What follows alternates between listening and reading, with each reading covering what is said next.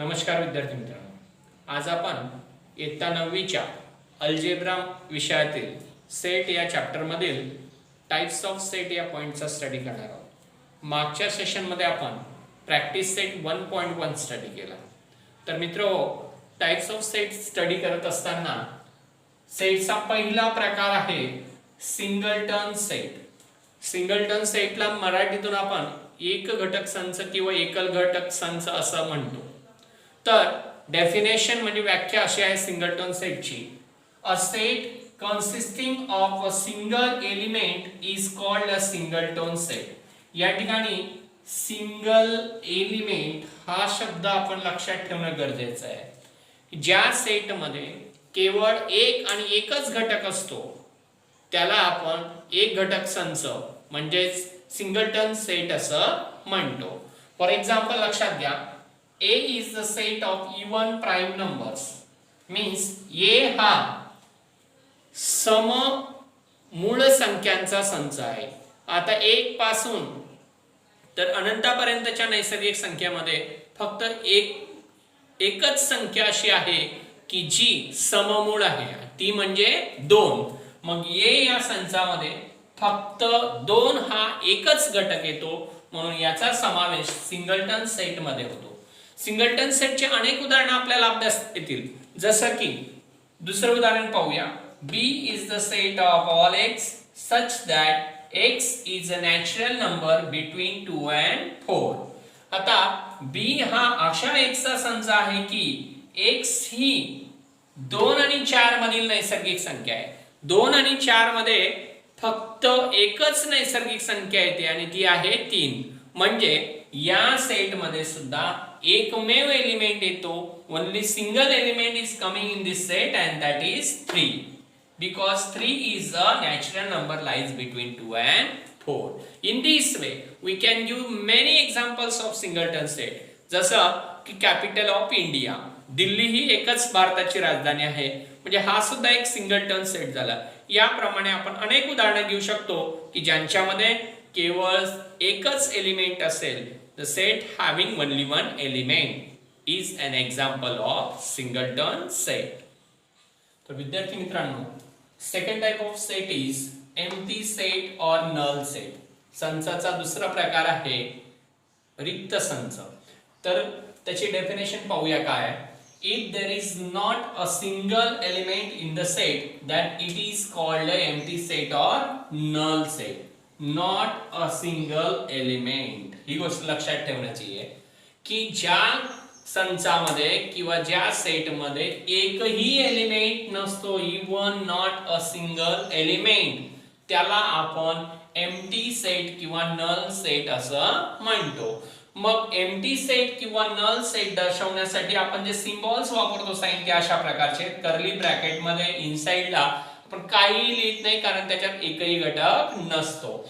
तो set five ने सुद्धा डिनोट केला जातो एम्प्टी सेट। तर एक्झाम्पल पाहूया। पहिलं एक्झाम्पल आहे या ठिकाणी, A is the set of all x such that x is even prime number greater than 2। A हा अशा x चा संच आहे की x ही दोनापेक्षा मोठी सममूळ संख्या आहे। आता दोनापेक्षा मोठी सममूळ संख्या नाहीच आहे, म्हणजे एकही संख्या अशी नाही की ती दोनापेक्षा मोठी आणि सममूळ आहे अशी, म्हणून याच्यात एक पण घटक येत नाही। A is empty set, so curly ब्रॅकेटच्या इनसाइड मध्ये आपल्याला एक पण एलिमेंट दिसत नाही आणि हा सेट मग आपण फाय ने डिनोट करू शकतो। त्याच पद्धतीने दुसरं उदाहरण या सेटचं पाहूया आपण।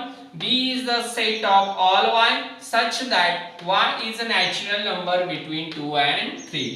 B हा अशा y चा संच आहे की y हा 2 आणि 3 मधील, म्हणजे 2 आणि 3 च्या दरम्यान मधील नैसर्गिक संख्या आहे। आता 2 आणि 3 या दोन संख्यांच्या दरम्यान, म्हणजे यांच्या बिटवीन मध्ये एकही नैसर्गिक संख्या येत नाही, म्हणजेच या ठिकाणी no element between 2 and 3, so B is empty set, there is no element inside a curly bracket and so it is denoted as phi। अशा पद्धतीने ज्या संचामध्ये एकही घटक नसतो त्याला आपण एम्प्टी सेट किंवा नल सेट असं म्हणतो। अशा अनेक उदाहरणे आपल्याला देता येतील। Let's study the third types of set। The third type of set is finite set। संचचा तिसरा प्रकार आहे ज्याला आपण मराठीतून शांत संच असं म्हणतो. Finite means it has a limit. So let's study the definition of that.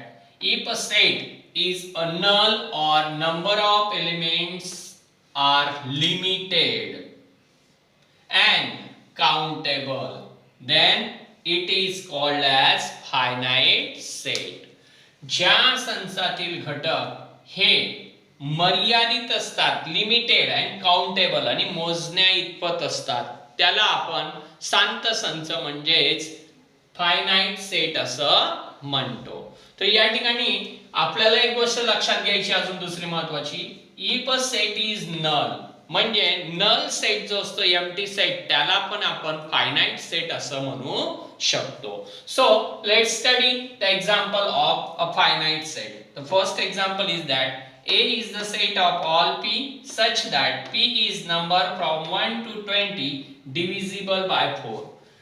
P हा 1 to 22 मधील 4 ने डिवाइड होणाऱ्या नंबर्सचा सेट आहे. मग 4 ने डिव्हिजिबल असणाऱ्या 1 to 20 मधील संख्या येतात 4, 4 1 जा 4, 4 2 जा 8, 4 3 जा 12, 4 4 जा 16 and 4 5 जा 20.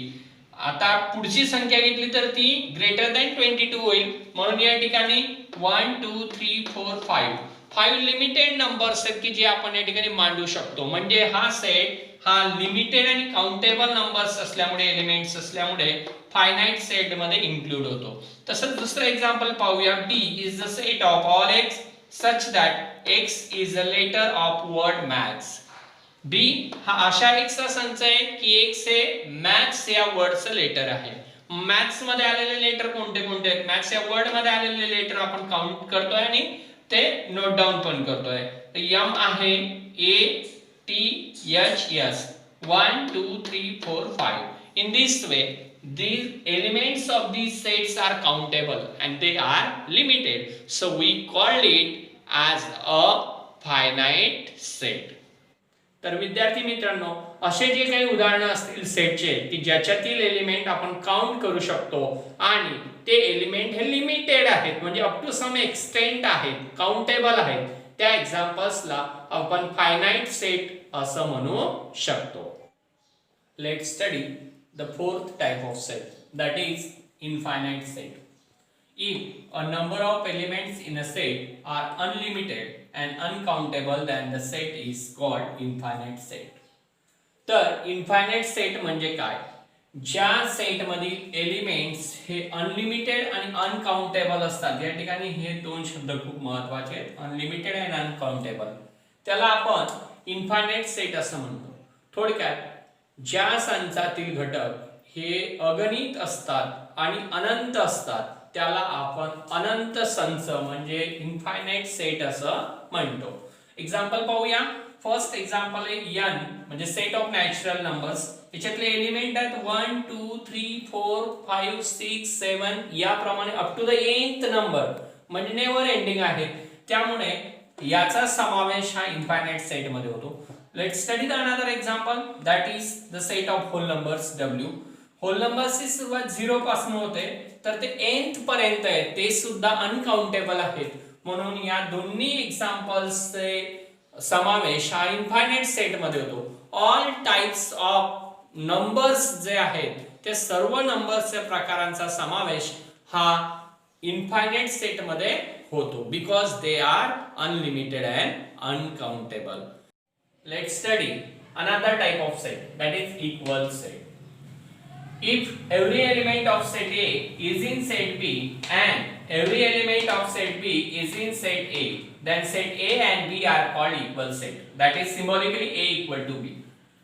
To study about the equal set, we consider two sets, A and B, P and Q, R and S, as like that. If these two sets has exactly same element, then we call that sets are equal set. Let's study by example. The example first is that A is the set of all x such that x is letter of the word listen.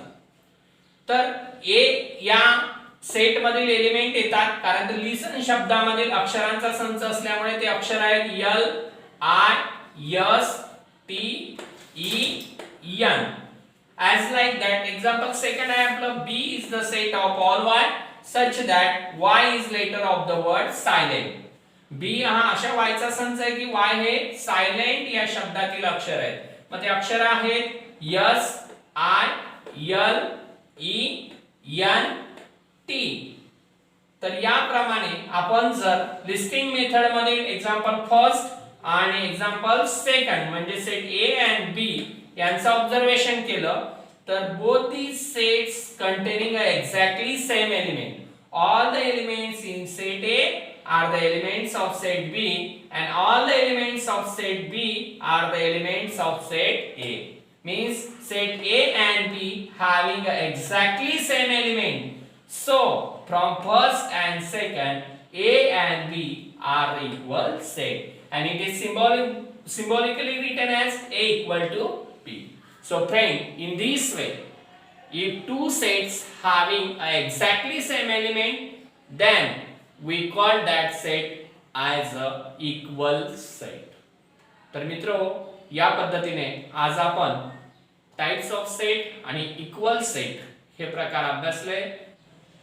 Set chapter मधील सर्व concept clear करण्यासाठी ज्या विद्यार्थ्यांनी आपले previous video पाहिले नसतील तर त्यांनी ते व्हिडिओ नक्की पहा आणि अभ्यासासाठी कंटिन्युअसली आपले अपलोडिंग व्हिडिओज शेअर करा, लाईक करा, कमेंट करा. धन्यवाद.